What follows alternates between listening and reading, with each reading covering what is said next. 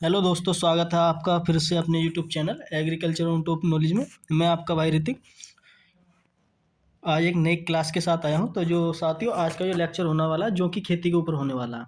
इससे एग्जाम में क्या है, वैसे ये मेजर नहीं माइनर क्रॉप बोल सकते हैं, फिर भी आपको क्या है पढ़नी है अपने एग्जाम के पर्पज से। ओके। यूपी बोर्ड में तो खैर ये नहीं पूछी जाती है, पर ये यूपी कैटेट में पूछी जाएगी। ठीक है, यूपी कैटेट में पूछी जाएगी और आईसीआर एग्जाम में क्या पूछी जाती है।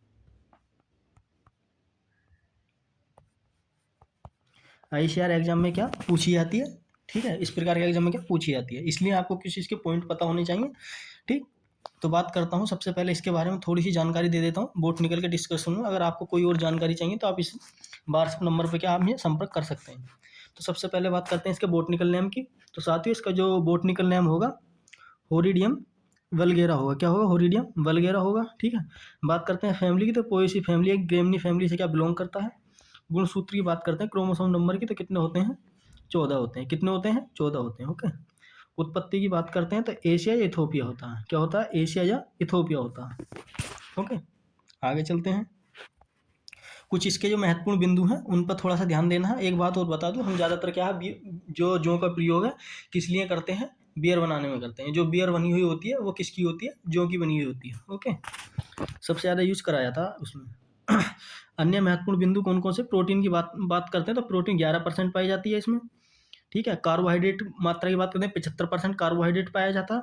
जो फैट है वसा की बात करते हैं तो 1.3% पाया जाता है। ओके। इसका जो इन्फ्लोरेसेंस होगा क्या होगा? स्पाइक होगा। कैसा होगा? स्पाइक होगा। और स्पाइक ही किसका होगा? गेहूं का भी होगा। ठीक है। किसका होगा? गेहूं का होगा। ठीक। बात करते हैं कैसी पोलिनेशन की, तो कैसे स्वय पोलिनेशन है, सेल्फ पोलिनेशन क्या क्रॉप होती है, स्वय परागण की। ठीक। बीज का प्रकार बताएं तो कि कैरियोप्सिस क्या है? गेहूं के समान ही क्या है इसका बीज होगा। जैसे गेहूं का टाइप है बीज का, उसी प्रकार का क्या होता है। ठीक। आगे चलते हैं। एक बात और बता दो, ये जो क्रॉप है रवि सीजन की है। ठीक है। कौन सी सीजन की? रवि सीजन की। तो आप उसी हिसाब से क्या टेम्परेचर देख सकते हैं कितनी रिक्वायरमेंट होगी। तापमान की बात करते हैं तो अंकुरण के समय 8 से 10 डिग्री क्या होना ही चाहिए। इससे कम नहीं होगा तो अंकुरण नहीं होने का अच्छी तरह से। अगर वृद्धि ग्रोथ की बात करें तो 15 से 20 डिग्री की सेंटीग्रेड पर क्या अच्छी ग्रोथ हो जाती है। पकने का जो समय है, पकने के समय पे जो टेम्परेचर कितना होता है, तो कितना होना चाहिए? 30 डिग्री सेंटीग्रेड। यानी कि फरवरी मार्च के आसपास क्या थोड़ा टेम्परेचर इंक्रीज हो जाता, तो हमारे क्या अप्रैल के आसपास क्या कटाई चालू हो जाती है। यानी कि अप्रैल मई के आसपास क्या गेहूं कटाई या इनकी जो भी कटाई कर सकते हैं। ठीक। तो साथ ही एक बात और बता दूं, उत्पादन क्षेत्र की बात कर लेते हैं। तो विश्व में जो सबसे ज़्यादा उत्पादन होता है रूस के अंदर होता है। भारत में सबसे अधिक उत्पादन जो होता है उत्तर प्रदेश में होता है। कहाँ पर होता है? उत्तर प्रदेश के अंदर क्या की जाती है। गेहूं की खेती भी सबसे ज़्यादा की कहाँ जाती है? उत्तर प्रदेश के अंदर। ठीक है। कहाँ की जाती है? उत्तर प्रदेश के अंदर। जौ की भी खेती भी की जाती है उत्तर प्रदेश के अंदर। ओके। आगे चलते हैं, इसकी कुछ सिंचाई की बात कर लेते हैं। जो सिंचाई गेहूं में यूज करिए इसमें भी आप कर सकते हैं। वैसे ये जो क्रॉप है ज़्यादातर हम जो यूज करते हैं फीडर पर्पज से करते हैं, कि चारे के पर्पज से करते हैं। ठीक। सिंचाई की आवश्यकता की बात करते हैं तो 30 दिन के बाद हमें सिंचाई कर देनी चाहिए। बुवाई के समय की बात करते हैं, सुइंग का टाइम, तो जो गेहूं का होता है अक्टूबर, मध्यम अक्टूबर से लेके नवंबर तक होता है। ठीक है। सीड रेट की बात कर लेते हैं। सिंचाई के अगर आप क्या है आपको पानी की व्यवस्था है तो वहाँ कितनी बो सकते हैं आप? 85 से लेकर 100 kg। ठीक है, पर हेक्टेयर का। जो वर्षा पर आधारित क्षेत्र होते हैं उसे 100 से लेकर 120 kg का पर हेक्टेयर के हिसाब से क्या जो हम पर क्या वर्षा पर निर्भर करते हैं। हम ये ऐसी जगह जो सीड रेट ज़्यादा इस वजह से लेते हैं क्योंकि पानी से क्या होगा जल्दी क्या है सीड का जर्मिनेशन हो जाएगा। यानी कि बीज दर जो बीज होगा वो अच्छी तरह से ग्रो कर जाएगा। जहाँ बारिश के ऊपर निर्भर होगा क्या हो ज़्यादातर लेट हो जाता है, पानी की व्यवस्था नहीं हो पाती है, तो इसलिए क्या हम ज़्यादा रखते हैं जिससे कि हमारा जो खेती है वो मेंटेन हो सके। ठीक। आगे चलते हैं, बात कर लेते हैं इसकी पंक्ति से पंक्ति की दूरी। ठीक है। पंक्ति से पंक्ति या रो से रो प्लांट की दूरी की बात करते हैं। पंक्ति से पंक्ति की बात करते हैं। पंक्ति से पंक्ति की कितनी रखेंगे हम? 22। और प्लांट से कितनी रखेंगे? 18 सेंटीमीटर। ठीक।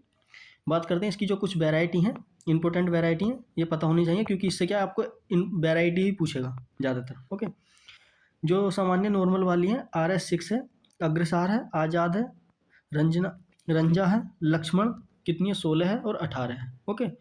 साल्ट टॉलरेंट की बात करते हैं तो किसमें की VL2 है, RD 25-32 है। कौन सा? RD 25-32। ओके।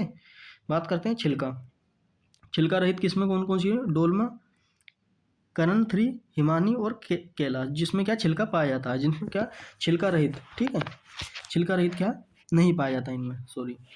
आगे चलते हैं, बात कर लेते हैं इसके एनपीके की, यानी कि जो फर्टिलाइजर है वो कितना आवश्यक होता है, इंपॉर्टेंट है। एनपीके की बात करते हैं, 60-30-30 केजी पर हेक्टेयर के हिसाब से क्या दे सकते हैं, ठीक।